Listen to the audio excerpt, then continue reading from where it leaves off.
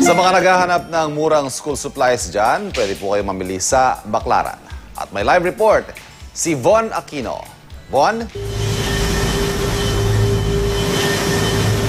Ivan, ilang linggo na lamang at pasukan na naman. Kaya naman samantalahin na ang mga nalalabing araw para bumili ng mga school supplies na bagsak presyo dito sa Baclaran. Ang iba't ibang klase ng notebook, 10 pesos kada isa. Ang grade school writing pads na ito ay binibenta mula 10 to 20 pesos kada piraso.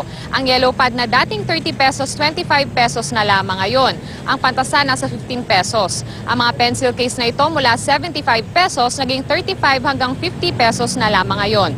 Ang mga jumbo crayons mula sa dating 75 pesos, nasa 25 hanggang 50 pesos na lang ngayon. Ang watercolor, 20 pesos na lang. Ang mga lapis na ito mula 7 pesos, 5 pesos na lang ngayon. Ang mga jumbo pencil naman mula 15 pesos, 10 pesos na lamang ngayon.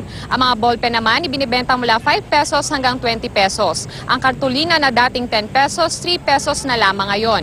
Ang isang set naman na may 3 lapis at isang pambura nasa 50 pesos. Ang mga plastic lunchbox na ito mula 250 nasa 200 pesos na lang ngayon.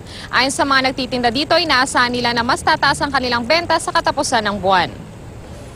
Siguro po ngayong mga katapusan kasi may ligang Pilipinas sa last minute shopping eh. Saka sahod. Yun po mataas, maraming mamimili.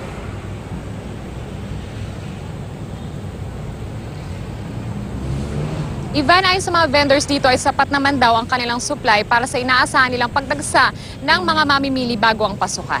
Ivan? Maraming salamat, Von Aquino.